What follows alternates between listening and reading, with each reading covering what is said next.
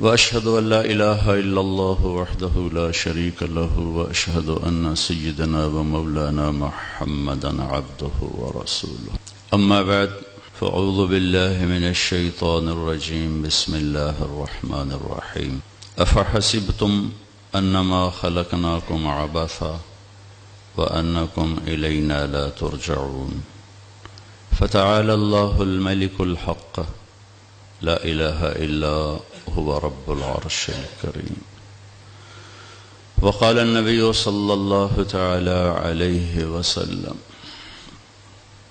إنكم لتموتون كما تنامون وتبعثون كما تستيقظون وتحاسبون بما تعملون ثم إنها لجنة أبدا أو لنار أبدا او کما قال صلی اللہ تعالی علیہ وسلم۔ میرے محترم بھائیوں، بہنوں، دوستوں، معزز سامعین، ایک آپ کو کہانی سناتا ہوں چھوٹی سی، جس پر پھر میں تھوڑی سی مزید بات کروں گا۔ ایک تو اب یہ ڈر نکالے میں کوئی واز کرنے، نصیحت کرنے نہیں بیٹھا، کچھ باتیں کرنے بیٹھا۔ میں آپ کا بھائی ہوں، آپ کا ساتھی ہوں، اسی ملک کا ایک عام باشندہ ہوں۔ ہمارے ہاں تعارف میں مبالغہ بہت کیا جاتا ہے، جس کو خوش آمد کہتے ہیں۔ یہ تعارف نہیں ہوتا، یہ خوش آمد ہوتی ہے۔ خوش آمد حرام ہے، تعریف جائز ہے۔ تو ہمارے دینی حلقے ہوں یا دنیاوی حلقے ہوں، بڑے صاحب کو عرشوں پر پہنچاتے ہیں، چھوٹے کو تحت الثری تک پہنچاتے ہیں۔ چھوٹوں کو ذلیل کرنا، بڑوں کو مکھن لگانا، یہ ہماری روایت بن چکی ہے۔ نہ کوئی مشیر ملتا ہے، نہ کوئی چارہ گر، نہ کوئی چارہ ساز۔ خوش آمدی ہیں دینی حلقوں میں بھی، دنیاوی حلقوں میں بھی۔ اس کا ایک نقصان ہوتا ہے کہ بڑے صاحب پھر اپنی رائے کے خلاف سن نہیں سکتے، چونکہ ہر وقت جب وہ یس سنتے ہیں، یس یس یس یس، تو پھر ان کے اندر یہ استعداد ختم ہو جاتی ہے کہ کوئی کہے سر نو، یہ ٹھیک نہیں، پھر یا اس کا تبادلہ ہو جاتا ہے یا پھر وہ کہیں کھڑے لائن لگ جاتا ہے کہ یہ تو بہت بے وقوف آدمی، ہمارے جیسے بڑے لوگوں کی سمجھتا ہی نہیں۔ اس لیے میرے نبی نے فرمایا، جو تمہاری خوشامد کرے اس کے منہ میں مٹی ڈالو۔ تعریف نہیں، تعریف حق ہے۔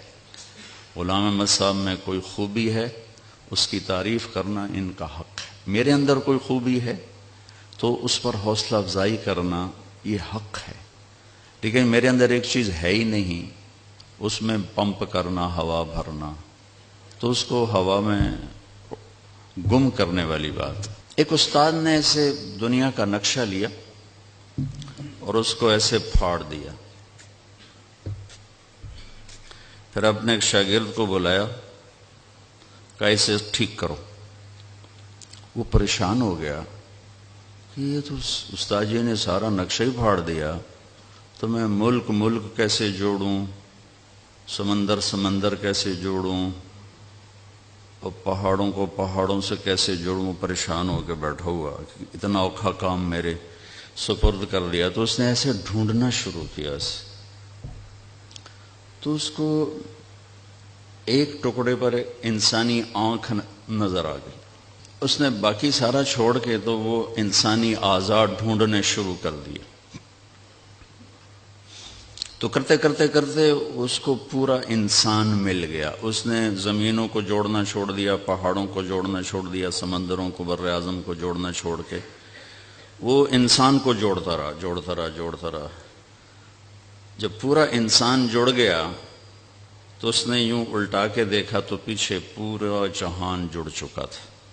تو اس نے وہ ٹیپیں لگا کے استاد کو پیش کر دیا۔ اس نے کہا، تو نے اتنی جلدی کیسے جوڑ لیا؟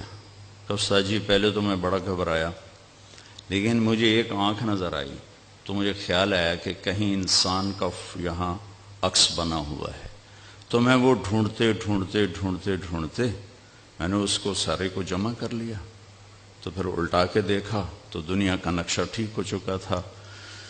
تو استاد نے کہا، بس بیٹا یہی تو میں سمجھانا تھا کہ جب انسان بنتا ہے تو کائنات بن جاتی ہے، جب انسان بکھرتا ہے تو کائنات بھی بکھر جاتی ہے، جب انسان جڑتا ہے دنیا جڑ جاتی ہے، جب انسان ٹوٹتا ہے تو کائنات ٹوٹ جاتی ہے۔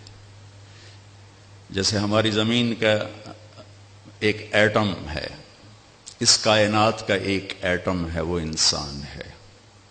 جس دن یہ بگاڑ کی انتہا کو پہنچے گا تو یہ ساری کائنات ایک دھماکے سے اڑ جائے گی۔ اذا السماء انفطرت واذا الكواكب انتثرت واذا البحار فجرت واذا القبور بعثرت، یہ اللہ تعالیٰ قیامت کو بتا رہا ہے۔ اذا الشمس كورت واذا النجوم انكدرت واذا الجبال سيرت واذا العشار عطلت واذا الوحوش حشرت وَإِذَا الْبِحَارُ سُجِّرَتْ وَإِذَا النُّفُوسُ زُوِّجَتْ وَإِذَا الْمَوْءُودَةُ سُئِلَتْ بِأَيِّ ذَنبٍ قُتِلَتْ وَإِذَا الصُّحُفُ نُشِرَتْ وَإِذَا السَّمَاءُ كُشِطَتْ وَإِذَا الْجَحِيمُ سُعِّرَتْ وَإِذَا الْجَنَّةُ أُزْلِفَتْ عَلِمَتْ نَفْسٌ مَا أَحْضَرَتْ۔ 30ویں پارے میں بڑی ہیبت کے ساتھ اللہ نے اس کائنات کے ٹوٹنے کو بتایا کہ یہ کائنات کیسے ٹوٹے گی، چاند، سورج، ستارے، سیارے۔ اور آج کی تحقیق یہ کہ سب سے پہلے زمین میں دھماکہ ہوگا، یہ ساری کائنات تو تباہ ہوگی لیکن پہلا دھماکہ اس زمین میں ہوگا کہ اس کائنات کا ایٹم اس زمین میں رہتا ہے، وہ انسان ہے۔ یہ ایٹم جب پازیٹو قوتوں میں استعمال ہوتا ہے تو کتنی نفع کی چیزیں وجود میں آتی ہیں، یہ ایٹم جب نیگیٹو استعمال ہوتا ہے تو ہیروشیما ناگاساکی جیسی تباہیاں وجود میں آتی ہیں۔ تو اس ایٹم کو قابو کرنے کے لیے تو کتنے سیفٹی سسٹم بنے ہوئے ہیں، لیکن اس ایٹم کو قابو کرنے کے لیے کوئی سیفٹی سسٹم نہیں، سارے پیپر ورک ہے۔ تو ہمیں کسی انسان کو ڈھونڈنا پڑے گا کہ جس کو ہم آئیڈیل بنا کر فالو کر کے انسانیت کو سیکھ سکیں، چونکہ اس وجود کا نام ہاں انسان ہے، لیکن ایک وجود اس کے اندر رہتا ہے جو اس کو کبھی انسان حقیقی بناتا ہے اور کبھی جانور بنا دیتا ہے، جس کو اللہ اپنی کتاب میں کہتا ہے اولئک کالانعام۔ میرے محبوب، آپ سمجھتے ہیں کہ آپ انسانوں سے بات کر رہے ہیں، نہیں نہیں، یہ جانور ہیں تو بھینس کے آگے بین بجانے کا اسے کیا نشہ؟ دیکھنے میں انسان ہیں، حقیقت میں یہ جانور ہیں۔ تو کسی انسان کو ڈھونڈنا پڑے گا کہ جس کو دیکھ کر پتہ چلے انسانیت ہے کیا۔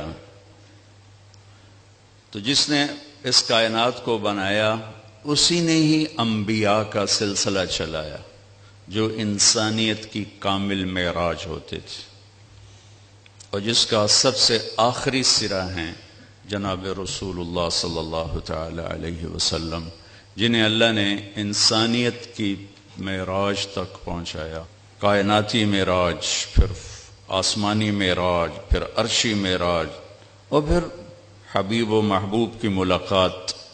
ایک ایسی ہستی اللہ نے ہمیں بطور رسول دیے کہ جن کے آگے ساری کائنات سکڑ گئی۔ سب سے پہلی خطا ماں باپ کی ہے کہ وہ 3 سال کا بچہ اسکول کے حوالے کر دیتے۔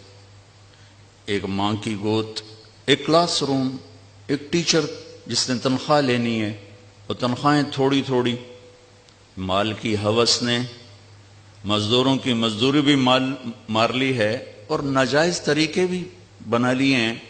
ایک ٹیچر اپنے بچوں کو کہہ رہا تھا، بیٹو کہو CUP سپ، سپ سمجھتے ہیں پنجابی میں سانپ کو کہتے ہیں۔ تو شاگردوں نے کہا استاد جی CUP کپ ہوتا ہے؟ کہا نہیں CUP سپ۔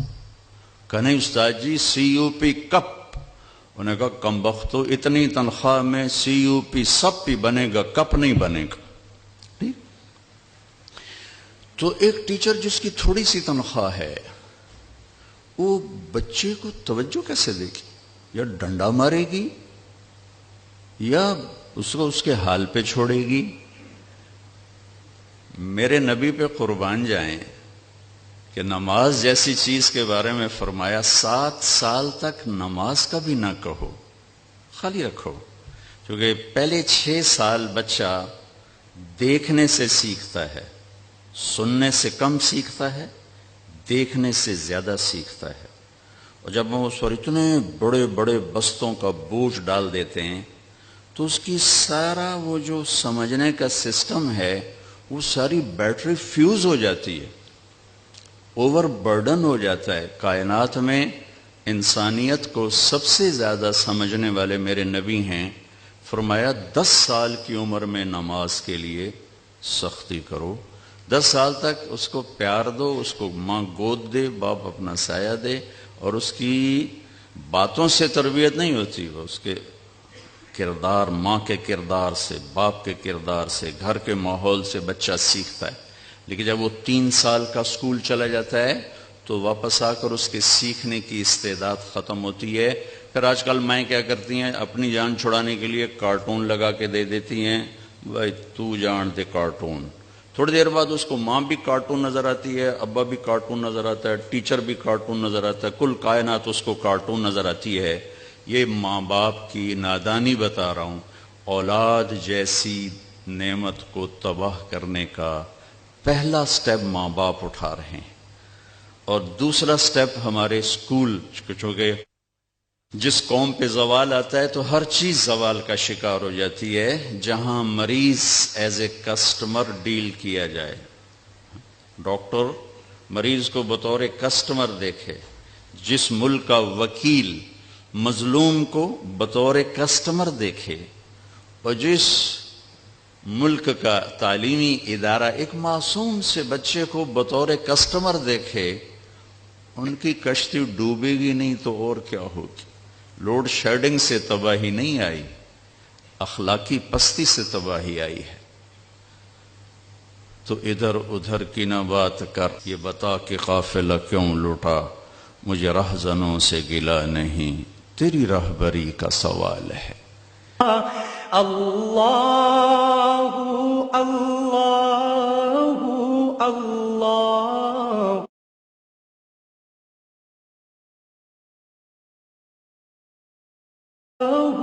اللہ اللہ۔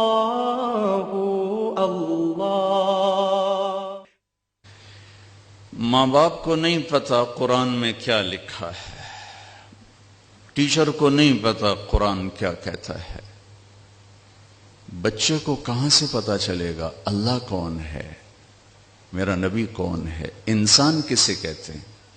اور باہر کا سارا ماحول یہ ہے کہ پیسہ ہے تو سب کچھ ہے، پیسہ نہیں تو کچھ بھی نہیں، یہ سارا ماحول ہے۔ ساری دنیا کے غیر مسلموں کو دھوکہ لگا ہے اللہ کے معبود ہونے میں، کہ انہوں نے اللہ کو معبود بنانے کی بجائے پتھر کو بنا لیا، گائے کو بنا لیا، درخت کو بنا لیا، اپنے جیسے انسانوں کو بنا لیا، اللہ کو چھوڑ دیا۔ ساری دنیا کے جو مسلمان ہیں ان کو معبود ہونے میں کوئی دھوکہ نہیں۔ جس نے ساری زندگی نماز نہ پڑھی ہو، آپ اس سے بھی پوچھیں گے، کہے گا بھائی سجدہ اللہ کو کرتے ہیں ساری زندگی۔ یہ سندھ کا ہاری ہو، چولستان کا وہ صحرائی ہو، یا کیٹو کے پہاڑ کا پہاڑی ہو، وہ کہیں گے سجدہ اللہ کو، کبھی دھوکہ نہیں کھائے گا۔ وہ نہیں پڑھی، ساری زندگی نہیں پڑھی، سجدہ اللہ کو۔ اس امت کو جو دھوکہ لگا ہے اس ذات کے بارے میں، معبود ہونے میں دھوکہ نہیں، رب ہونے میں دھوکہ لگا ہے۔ پالنے والا کون ہے؟ اس لیے اللہ کو پتا تھا یہ میرے بندے اس میں ہی دھوکہ کھائیں گے، تو اللہ نے اپنی ذات کا تعارف اپنی صفت ربوبیت سے کرا ہے کہ میں الحمدللہ، میں ہوں، سب تعریفوں والا اللہ۔ کون ہو یا اللہ؟ ذات کا تعارف صفات سے ہوتا ہے، صفات سے ہوتا ہے۔ طارق جمیل ایک ڈاکٹر بھی ہے لاہور میں، وکیل بھی ہے، پروڈیوسر بھی ہے، ایک مولوی بھی ہے، جب ڈاکٹر لگتا ہے تو وہ الگ ہو جاتے ہیں، جب مولوی لگتا ہے تو میں الگ ہو جاتا ہوں، جب وکیل لگتا ہے تو وہ الگ ہو جاتے ہیں۔ ذات کا تعارف صفات سے ہوتا ہے۔ تو اللہ نے یہ کسٹم والوں کو، طارق جمیل کو اور 1 ارب انسان مسلمانوں کو کہا کہ رب العالمین، میں پالتا ہوں، میں پالتا ہوں۔ تمہیں صرف ٹیسٹ کے لیے اس کرسی پہ بٹھایا ہے، تمہیں ٹیسٹ کے لیے دکان پہ، فیکٹری پہ، غلے پر بٹھایا ہے، پالنے والا میں ہوں۔ اب جاؤ، میں دیکھوں گا کیا کرتے ہو۔ نماز پڑھنے میں کون سا امتحان ہے، 1 لوٹا پانی اور 15 منٹ ٹائم، لیکن سائن کرنے میں تو ہاتھ کانپتے ہیں کہ کروڑوں کے پیسے ادھر ادھر ہو سکتے ہیں۔ یہاں ٹیسٹ ہے کہ پالنے والا کون ہے، میں ہوں۔ پالنے والا تیرا رب ہے، یہ تو صرف سبب کے لیے جا رہا ہے۔ اس میں دھوکہ لگا تو رشوت کے دروازے کھلے، کھوٹ کے، جھوٹ کے، سود کے، ڈرگز کے، مافیاز کے، لینڈ مافیا، ڈرگ مافیا، قبضہ کرو، بھتہ، پرچیاں، قتل و غارت، اور ہمارے دفتروں میں رشوت اور ظلم و ستم۔ یہ دروازے کیوں کھلے؟ یہ آپ جتنے قانون بنا لیں یہ دروازے بند نہیں ہو سکتے۔ صرف دل پہ دستک دے کر اسے بتا دیں کہ تیرا رب اللہ ہے، تو اللہ کی قسم یہ سب در خود ہی بند ہو جائیں۔ اس کو کوئی بند نہیں کر سکتا، کیونکہ انسان اندر کی طاقت سے چلتا ہے، باہر کی طاقت سے نہیں چلتا۔ یہ میرے سامنے لائٹ ہے، اس کا پیچھے سے سوئچ آف کر دیں، پھر اس کے منت کریں، ہاتھ جوڑیں، او میاں جل جا، ہمارا بیان ہو رہا ہے، وہ کہے گا مجھے اندر سے روشن کرو۔ اس کے اوپر ڈنڈا لے کے کھڑا ہو جائیں، ابھی جل جا ورنہ میں تیرا سر پھوڑ دوں گا، وہ کہے گی مجھے اندر سے روشن کرو۔ اس کو آپ لالچ دیں کہ میاں تجھے 10 کروڑ دوں گا، وہ کہے گی مجھے اندر سے روشن کرو۔ ایسے ہی یہ انسان ہے، آپ اس کے لیے ایک قانون بنائیں گے، توڑ کر کسی اور دروازے سے چلا جائے گا، وہ دروازہ بند کریں گے، وہ کسی اور سے چلا جائے گا۔ لیکن جب آپ اس کے اندر کو روشن کریں گے اور یہاں رب ہونا اترے گا، پھر یہ ساری کائنات کو بیچ سکتا ہے، اللہ کو نہیں چھوڑ سکتا۔ حضرت علی رضی اللہ تعالیٰ عنہ نے اپنا وصیت نامہ لکھوایا اپنے بچوں کے نام۔ اس کا ایک چھوٹا سا جملہ ہے، لمبا ہے، میں صرف ایک جملہ، فَلَا تَبِعْ آخِرَتَكَ بِدُنْيَاكَ بَلْ بِعْ دُنْيَاكَ بِآخِرَتِكَ۔ میرے بچوں، دنیا اور آخرت آپس میں ٹکراتے رہیں گے پوری زندگی۔ جب ان میں آپس میں ٹکراؤ آ جائے، دنیا بچاؤ تو آخرت جاتی ہے، آخرت بچاؤ تو دنیا جاتی ہے، تو آخرت بچا لینا اور دنیا کو چھوڑ دینا۔ یہ قدم کون اٹھائے گا؟ جو یہاں سے بولے گا ربنا اللہ، میرا پالنے والا اللہ ہے۔ ایک مثال دیتا ہوں، شکاری کتا ناپاک ہوتا ہے، لیکن آپ دیکھیں کتے کا شکار حلال ہوتا ہے، کتے کا پکڑا ہوا شکار حلال ہے۔ عدی بن حاتم کتوں کے شکاری تھے رضی اللہ تعالیٰ عنہ، ان سے شکار کے مسائل ملے ہیں۔ ایک ناپاک کو سکھاتے سکھاتے یہاں تک پہنچاتے ہیں کہ تیرا رزق اس جھپٹنے میں نہیں، اس خرگوش کو پکڑنے میں نہیں، تیرا رزق تیرے مالک کے ہاتھ میں ہے۔ یہ ٹریننگ اس کو 6 مہینے 1 سال کرواتے رہتے ہیں۔ ہمارے بچپن میں ہمارے بزرگوں کے شکاری کتے، ہم چھوٹے چھوٹے ساتھ جاتے تھے شکار کھیلنے کے لیے، تو وہ خرگوشوں کا نکلنا، کتوں کا جھپٹنا، پھر ان کو پکڑنا، وہ سارا آنکھوں میں رچا ہوا ہے۔ تو کتا جب اس سطح پر آتا ہے، یا شہباز، عقاب جب اس سطح پر آتا ہے کہ یہ جو میری اڑان ہے اس میں میرا رزق نہیں، میرا رزق میرے مالک کے دستانے والے ہاتھوں میں، چونکہ 6 مہینے اس کو یہاں کھلایا جاتا ہے، یہاں کھلایا جاتا ہے۔ جب یہاں کھاتے کھاتے کھاتے کھاتے اس کا یقین بن جاتا ہے کہ مجھے روٹی یہاں سے ملتی ہے، وہ کسٹم ہاؤس سے نہیں ملتی، مجھے روٹی یہاں سے ملتی ہے، میرے رب کے خزانوں سے ملتی ہے، تو پھر وہ جاتا ہے اور اس کو پکڑ کے لے آتا ہے، اسے ہاتھ بھی نہیں لگا تھا، اور آ کر مالک کو پیش کر دیتا ہے، وہ حلال ہے۔ اگر عقاب چونچ مار دے یا کتا دانت مار دے تو وہ کتا بھی قابل اعتماد نہیں، عقاب بھی قابل اعتماد نہیں، اور ان کا شکار بھی کھانا درست نہیں۔ جو منہ میں لے اور آ کر مالک کے حوالے کر دے کہ مالک تیرا حکم پورا کیا ہے، روٹی تو تجھ سے ملے گی، یہی آپ کی جاب ہے، یہی میری شاپ ہے، یہی میری جائیداد کا حکم ہے، یہی میری فیکٹری کا حکم ہے، یہی میرے کاروبار کا حکم ہے، یہی آپ کی ڈیوٹیوں کا حکم ہے کہ یہاں سے رزق نہیں ملے گا، وہ جو آسمانوں پر رب ہے وہ دینے والا ہے۔ یہ ٹیسٹ ہے کہ کچا یقین یا پکا یقین، دانت مارتے ہو یا سلامتی کے ساتھ فائل کو آگے چلاتے ہو، چونچ مارتے ہو یا سلامتی کے ساتھ لوگوں کو سکھ پہنچاتے ہو کہ رزق اللہ دیتا ہے۔ وَمَا مِن دَابَّةٍ فِي الْأَرْضِ إِلَّا عَلَى اللَّهِ رِزْقُهَا وَيَعْلَمُ مُسْتَقَرَّهَا وَمُسْتَوْدَعَهَا كُلٌّ فِي كِتَابٍ مُبِينٍ۔ اللہ کی کوئی صفت نماز میں بار بار نہیں دہرائی گئی، ہر رکعت میں 11 دفعہ رب کا لفظ دہرایا جاتا، رب، الحمدللہ رب العالمین، سبحان ربی العظیم 3 دفعہ، ربنا لک الحمد 5 دفعہ، سبحان ربی العالی 3 دفعہ، پھر سبحان ربی العالی 6، 5، 11، 4 رکعت میں 44 بار آپ کہتے ہیں رب اللہ رب اللہ رب اللہ۔ جب وہ پختہ ہو جاتا ہے پھر آپ کے سامنے دولت رکھی جاتی ہے یا آپ کے سامنے لالچ کی شکلیں آتی ہیں، شیطان کہتا ہے بچوں کا کام بن جائے گا، بچوں کا فیوچر محفوظ ہو جائے گا، آواز آتی ہے تیرا اور تیرے بچوں کا رب اللہ ہے، تو پھر اس کے قلم کو کوئی خرید نہیں سکتا۔ اس لیے میرے نبی کا فرمان ہے، ایک دن کا عدل 60 برس کی عبادت کے برابر۔ آپ سب لوگوں کے قلم کی قیمت میرے نفلوں سے زیادہ ہے، آپ کا ایک صحیح سائن میری ساری رات کی تہجد سے زیادہ ہے، آپ کا ایک صحیح فیصلہ میرے سینکڑوں قرآن ختم کرنے سے زیادہ ہے کہ آپ کے قلم سے انسانیت کے حقوق کی حفاظت ہے، اور انسانی حقوق کی حفاظت نوافل سے بڑی بندگی ہے۔ انسانی حقوق کی حفاظت نوافل اور ذکر اور تلاوت سے بڑے درجے کی بندگی ہے۔ اس لیے میرے نبی نے فرمایا ایک دن کا عدل 60 برس کی عبادت کے برابر ہے۔ بھائیو، ہم اپنے نبی کو ڈھونڈیں، چونکہ وہ میرے اور اللہ کے درمیان واسطہ ہیں، سارا کنٹرول اللہ کے ہاتھ میں ہے، اوپر سے فیصلے آتے ہیں۔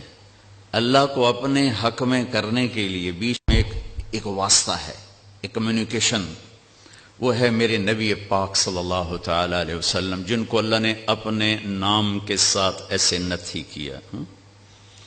جب آپ معراج پہ گئے تو آپ نے اللہ سے پوچھا، یا اللہ، ابراہیم آپ کے خلیل تھے، موسیٰ آپ کے کلیم تھے، داؤد کے لیے لوہا نرم، سلیمان کے لیے ہوا تابع، عیسیٰ کے لیے مردہ زندہ کیے گئے علیہ السلام، تو فماذا جعلت لی، میرے لیے کیا ہے؟ تو اللہ نے کہا اولیس قد آتیتک افضل من ذلک کلہ، میرے محبوب میں نے آپ کو وہ دیا ہے جو آج تک کسی کو نہیں دیا۔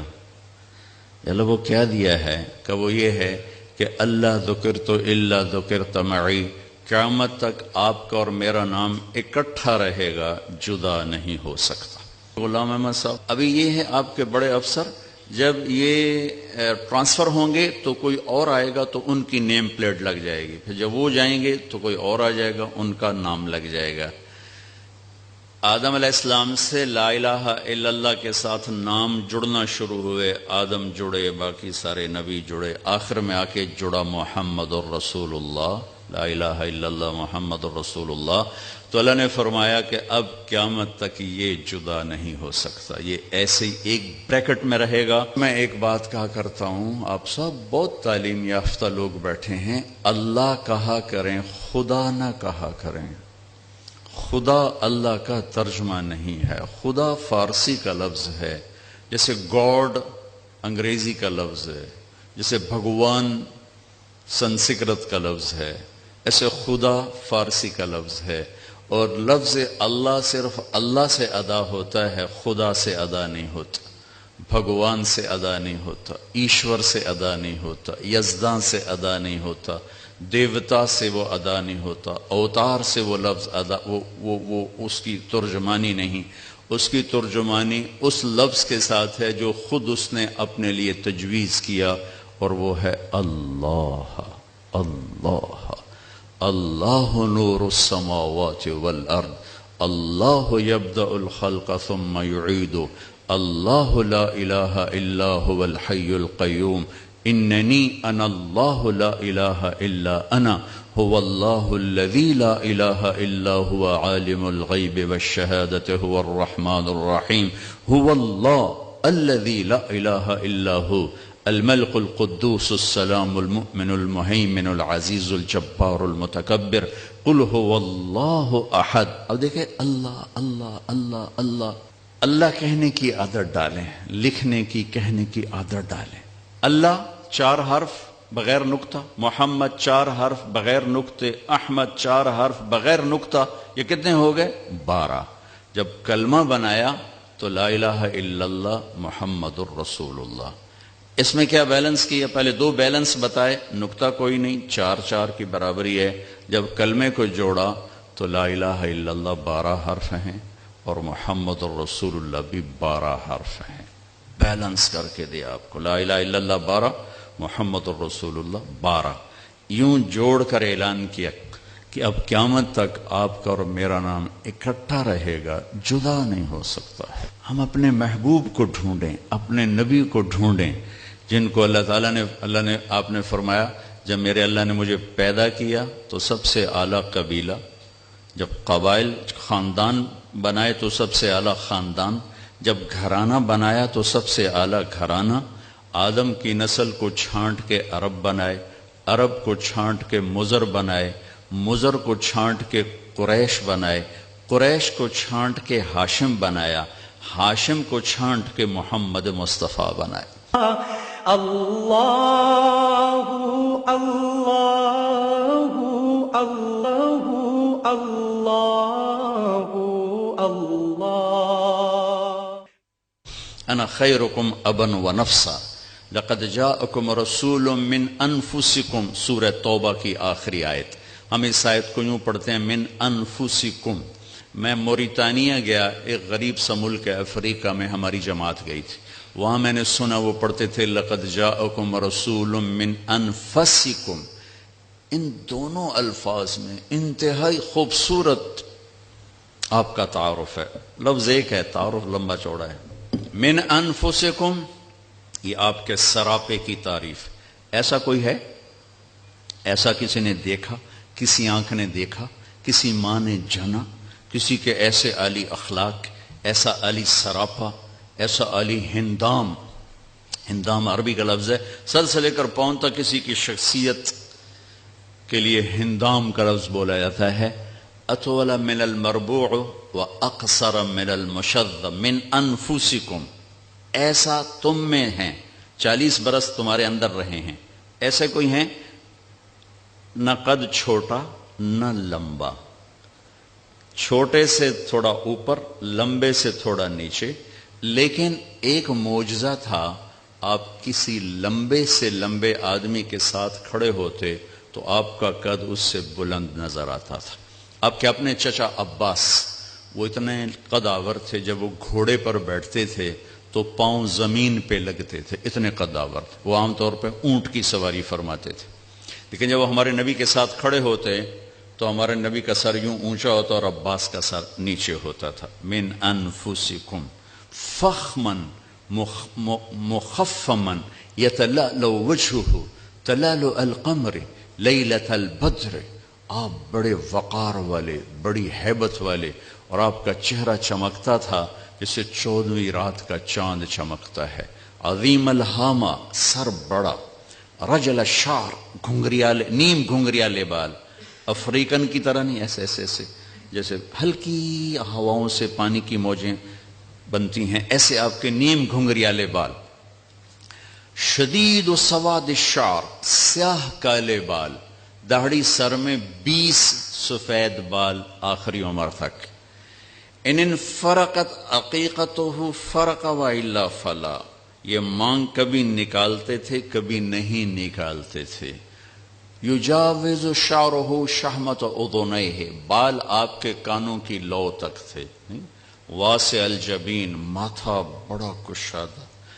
ازج الحواجب, یہ بھویں جو بڑے میک اپ کے ساتھ ایسے گول بنائی جاتی ہیں، پلکنگ کی جاتی ہے، وہ پھر مصنوعی بنائی جاتی ہیں، میرے نبی کے اللہ نے کماندار بھویں بنائی تھی ایسے گولائی میں یہاں تک لمبی، من غیر قرن، یہاں بال نہیں تھے اس جگہ، یہاں بال ہوں تو کمی آتی ہے خوبصورتی میں، یہاں ایک رگ تھی خاموش، جب آپ کو غصہ آتا تھا تو ایسے ایسے حرکت کرتی تھی، چونکہ آپ غصہ پیتے تھے، اظہار نہیں ہوتا تھا، لیکن چہرے پر اس کا جو ریئیکشن آتا تھا یہاں ٹک ٹک ٹک ٹک ہوتی تھی، جس سے صحابہ کو اندازہ ہوتا تھا کوئی ناگواری پیش آئی ہے۔ اہدب، یہ پلکیں بڑی دراز، ادعج، آنکھیں بڑی موٹی، اشکل، موٹائی کے ساتھ لمبی اور اس میں سرخ ڈورے، احور، سفیدی سفید پتلی سیاہ، اکحل، بغیر سرمے کے سرما لگی ہوئی آنکھ، انجل، ابرج، اکحل، ادعج، احور، اہدب، اشکل، یہ سب آپ کی آنکھ کی صفات بیان کی گئی ہیں کہ آپ کتنے خوبصورت آنکھوں کے مالک تھے۔ شرم و حیا کی وجہ سے آپ کے دیکھنے کا انداز یہ تھا، یہ ایسے نہیں دیکھتے تھے، ایسے دیکھتے تھے، ذرا نظر جھکا کے دیکھتے تھے۔ جب کبھی آپ ایسے نظر اٹھاتے پھر ایسے نورانی شعائیں نکلتی تھیں کہ کوئی آپ کے چہرے کو دیکھ نہیں سکتا تھا، سب ایسے ہو جاتے تھے، صرف اس وقت دو آدمی آپ کو دیکھ سکتے تھے، ایک حضرت ابو بکر اور ایک حضرت عمر، اس کے علاوہ کوئی آپ کو دیکھ نہیں سکتا تھا۔ تو جل نظر الملاحظہ، آپ شرم سے آنکھیں جھکا کر رکھتے تھے کہ جس کی نظر جھکی رہے اسے شیطان گمراہ نہیں کر سکتے، جس کی نظر اٹھ جائے تو وہ دلدل میں پھنس جاتا ہے، پتہ نہیں کب ہلاک ہو جائے، پتہ نہیں کب ہلاک ہو جائے، پتہ نہیں کب ہلاک ہو جائے۔ اقن العرنین، یہ ناک باریک تھا، یہاں سے باریک، یہاں سے ہلکا سا اٹھا ہوا تھا۔ لہو نور، یہاں ایک نور تھا جگمگ کرتا تھا۔ ولیع الفم، آپ کے ہونٹ بڑے خوبصورت، ذرا چوڑائی کے ساتھ۔ براق الثنایا، دانت ایسے چمکیلے کہ جب مسکراتے تھے تو دانتوں کا نور دیواروں پہ پڑتا دکھائی دیتا تھا۔ کف اللحیہ، آپ کی داڑھی بڑی خوبصورت اور گھنی تھی۔ سہل الخدین، یہ گال برابر تھے، نہ پچکے ہوئے نہ ابھرے ہوئے، برابر گال تھے آپ، برابر۔ اور فی صوتہ سحل، آواز میں ایک کشش تھی، ایک روب تھا۔ فی عینیہ دعج، آنکھوں میں چمک تھی، حسن تھا۔ فی لحیتہ کثافہ، داڑھی بڑی گھنی خوبصورت تھی۔ فی عنقہ سطع، گردن آپ کی سراہی دار تھی۔ اور اذا تکلم علاہ البہا، جب آپ بولتے تھے تو ایک نور چھا جاتا تھا۔ وَإِن سَكَتَ عَلَاهُ الْوَقَارِ، جب آپ خاموش ہوتے تھے تو آپ پر ایک وقار چھا جاتا تھا۔ سواء البطن والصدر، آپ کا سینہ اور پیٹ برابر تھا، پیٹ باہر نہیں نکلا ہوا تھا۔ ہماری طرح اب ہمارے معاشرے میں کھانے پینے کا کوئی احساس کوئی نہیں ہے، پیٹ کھبے پاسے آپ سجے پاسے، کئی لوگ آپ دیکھیں لقد جاءکم رسول من انفسکم اذا اشار بکفہ، کبھی ایسا نہیں کرتے تھے کہ انگلی اٹھانا ایک عیب ہے، آپ یوں کرتے تھے، مطلب آپ نے غلام صاحب کو میں نے بلانا ہے تو میں تو کہوں گا یوں، یہ کہیں گے ادھر آؤ، آپ کرتے تھے یوں، پورے ہاتھ کا اشارہ فرماتے تھے، کبھی ایسے نہیں، زندگی بھر یوں فرماتے تھے۔ جب آپ غمگین ہوتے تھے تو یوں بیٹھتے تھے، سیدھے ہاتھ کو ٹھوڑی کے نیچے رکھ کے یوں بیٹھتے تھے۔ جب آپ حیران ہوتے تھے تو یوں کرتے تھے، یہ آپ کی حیرت کی نشانی۔ دوران گفتگو آپ کی بے ساختہ جسمانی حرکت، یہ آپ کی ایک مجلس تھی جو فجر سے اشراق تک ہوتی تھی، فجر کی نماز جلدی پڑھتے تھے، اشراق تک کوئی پونا گھنٹہ یہ محفل ہوتی تھی، اس میں ہر قسم کی باتیں ہوتی تھیں، دنیا کی بھی، دین کی بھی، مسائل کی بھی، واعظ و نصیحت بھی، ہنسی مذاق بھی، لطیفے بھی، ایک پوری زندگی کی ترجمانی ہوتی تھی، پوری زندگی کی اس میں عکاسی ہوتی تھی، خواب بھی سنائے جاتے تھے۔ ہاں بھائی کسی نے کوئی خواب دیکھا ہو یہ بھی آپ اس میں سنتے تھے، ریلیکس محفل ہوتی تھی، یہ جو تکلفات عجم ہیں انہوں نے دین کو بڑا اوکھا کر کے ہمیں دکھایا ہے. اگر آپ عرب کی زندگی دیکھو گے تو اسلام دین فطرت ہے، فطرت کی آواز کا نام اسلام ہے. تکلفات عجم کا نام اسلام نہیں ہے. اللہ نے اپنے نبی کو عربوں میں بھیجا جو انتہائی بے تکلف تھے، جن میں سادگی کوٹ کوٹ کے بھری ہوئی تھی. پھر جب یہ عجم میں اسلام آیا تو اس میں اسلامی رنگ پر عجمی رنگ غالب آیا، تو ہم نے بے شمار پیچیدگیاں خود کھڑی کی ہوئی ہیں جن کا اسلام سے دور تک کوئی تعلق ہی کوئی نہیں. تو آپ کی محفل میں ہنسی مذاق بھی ہو رہا ہے. ایک صحابی ہیں، ان کا نام ہے اسید بن حضیر. یہ کس پائے کے آدمی تھے؟ جب آپ فتح مکہ کے لیے انٹر ہو رہے تھے مکہ میں، تو آپ کا لشکر کا جھنڈا تھا سعد بن عبادہ کے ہاتھ میں، اور آپ کے ساتھ 5000 کا لشکر تھا، باقی 5000 آگے جا چکے تھے. تو آپ کے رائٹ سائڈ پر تھے ابو بکر صدیق، اور آپ کے لیفٹ پر تھے اسید بن حضیر، اور آپ کے پیچھے تھے اسامہ بن زید. یہ اتنے بڑے آدمی ہیں صحابہ میں کہ مکہ میں داخل ہوتے ہوئے ابو بکر رائٹ اور اسید لیفٹ. یہ اسید اللہ کے نبی کی محفل میں لطیفے سناتے تھے اور صحابہ ہنستے تھے. آپ بھی ہنستے تھے، آپ کو اپنی ہنسی پہ کنٹرول تھا، لیکن صحابہ کھل کے ہنستے تھے. آپ منع نہیں فرماتے تھے. اس میں آپ دوران گفتگو یوں کیا کرتے تھے، ایسے کرتے تھے. آپ محفل میں پاؤں نہیں پھیلاتے تھے. کتنی دیر تک محفل ہو آپ پاؤں نہیں پھیلاتے تھے، پاؤں سمیٹ کے رکھتے تھے، چوکڑی مار کے بیٹھتے تھے. سب پر توجہ ایسے ہوتی تھی، ہر ایک سمجھتا تھا مجھے ہی اسپیشل توجہ دی جا رہی. اور جب آپ کسی کی طرف متوجہ ہوتے تھے تو صرف گردن سے نہیں ہوتے تھے. مثلا بھائی غلام احمد صاحب مجھے کہنا جی طارق جمیل صاحب تو میں اتنا ہی کر سکتا ہوں، جی فرمائیے، اس سے آگے میری ہمت ہی کوئی نہیں. لیکن جب ہمارے نبی کو کہا جاتا یا رسول اللہ تو آپ یوں نہیں کرتے تھے، آپ یوں کرتے تھے، جی پورا سینہ دیتے تھے. کتنا مشکل کام ہے. ادھر سے آپ کو کہتا یا رسول اللہ تو آپ یوں نہیں کرتے تھے، اب پورا ایسے ہوتے تھے. جی میرے دوست فرمائیے. کوئی قریب آ کر کہتا بات کر رہے ہیں تو اب یوں ہو جاتے تھے. زندگی بھر نہیں کہا مختصر بات کرو میں بڑا مصروف. وہ الٹی سنا رہا ہے، وہ سیدھی سنا رہا ہے، اب یوں سنتے رہتے تھے. ادھر آ کر بیٹھا ہے تو اب یوں ہو جاتے تھے. جب تک وہ پوری نہیں سنا لیتا تھا آپ نہیں فرماتے تھے. آپ تو صاحب لوگن ہاں بھائی شارٹ کٹ ان شارٹ بات کرو، ان شارٹ بہت مصروفیت ہے، چلو چلو چلو چلو، چاہے بھاویں اندر کافی پیندے بیٹھے ہیں بہت مصروفیت. کوئی آپ کو ہاتھ دیتا مسافے کے لیے تو آپ چھڑاتے نہیں تھے. جب تک وہ نہیں چھوڑتا تھا آپ نہیں چھڑاتے تھے. جب وہ چھوڑتا تھا پھر آپ چھوڑتے تھے. جب آپ چلتے تھے تو تھوڑے سے کندھے جھکا کے چلتے، ایسے نہیں چلتے تھے. یہ تکبر کی نشانی. اب تھوڑا سا ایسے چلتے تھے، تھوڑا سا کندھا آپ کا جھکا ہوتا تھا، اور آپ کے پاؤں کا فاصلہ، قدم کا فاصلہ لمبا نہیں ہوتا، چھوٹا پاؤں ہوتا تھا، اور اس میں تیزی تھی، زمین آپ کے لیے سکڑتی تھی. لہذا آپ کے بارے میں آتا ہے آپ چلتے تھے اور صحابہ آپ کے ساتھ دوڑتے تھے. ان کو دوڑ کے آپ کے ساتھ ملنا پڑتا. آپ اپنی عام چال چل رہے ہوتے تھے، اس لیے کہ آپ کے لیے زمین کو اللہ سکڑتے تھے، اور صحابہ ساتھ بھاگ رہے ہوتے تھے آپ کو آپ کے ساتھ چلنے کے لیے. اور ہمیشہ سلام میں پہل فرماتے تھے. کبھی انتظار نہیں کیا میں بڑا نبی ہوں یہ آ کے سلام کرے. ہمیشہ آپ سلام میں پہل فرماتے تھے.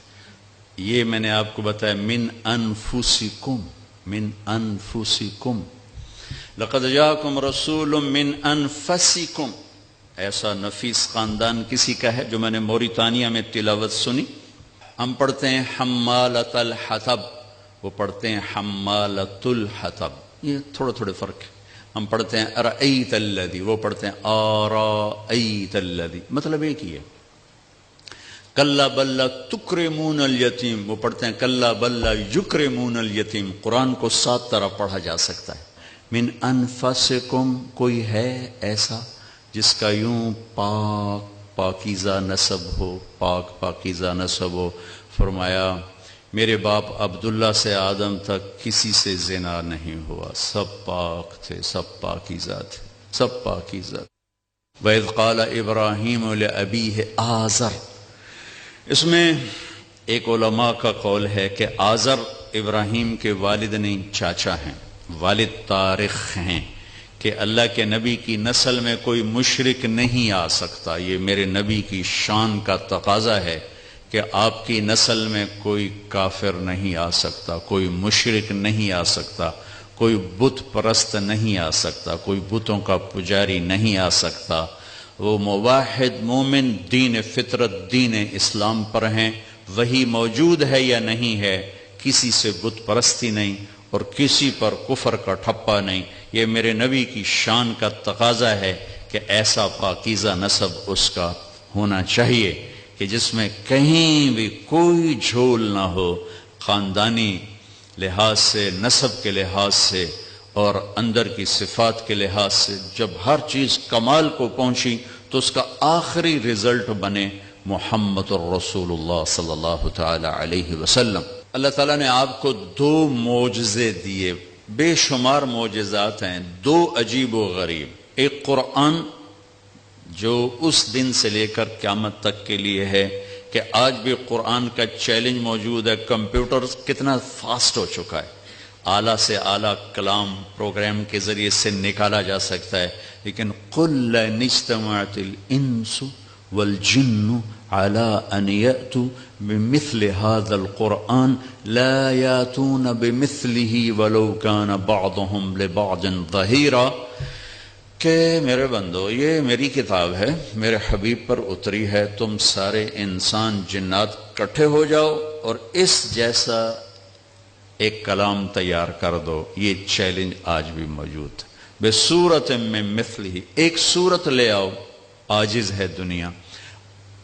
عرب کو اپنے کلام پہ بہت ناز تھا، عجم کا ایک ترجمہ گونگا ہے، گونگا، اور عرب کا ایک ترجمہ ہے بولنے والا، بولنے والا۔ تو عرب اپنے آپ کو عرب کہتے تھے، ہم بولنے والے ہیں، ہمیں عجم کہتے تھے یہ گونگے ہیں، ان کو بولنے کا سلیقہ ہی کوئی نہیں ہے۔ ان پر قرآن اترا، ٹھا ٹھا ٹھا، دماغ چکر کھا کے۔ ولید بن مغیرہ آیا ہمارے نبی کے پاس اور آ کر بھرپور دعوت دی کہ تو نے ہمیں آپس میں توڑ دیا اور ہمارے خداؤں کو برا کہا، تم مہربانی کریے سب کو چھوڑ دے۔ آپ سنتے رہے، جب وہ فارغ ہو گیا تو آپ نے فرمایا میں سناؤں، جو میں کہتا ہوں میں سناؤں؟ کہنے لگا سناؤ۔ ولید بن مغیرہ کے بارے میں ایسا ہے، وہ چمڑے پر کھڑا ہو جاتا تھا اور 10 آدمی نیچے سے چمڑے کو کھینچتے تھے تو 1 انچ نہیں اس کو ہلا سکتے تھے، اتنا طاقتور آدمی تھا یہ۔ حضرت خالد کے والد بن ولید، خالد جو سیف اللہ ہیں، یہ ان کے والد ہیں، ولید بن مغیرہ، تو 10 آدمی کھینچتے تھے، نہیں کھینچ سکتے تھے۔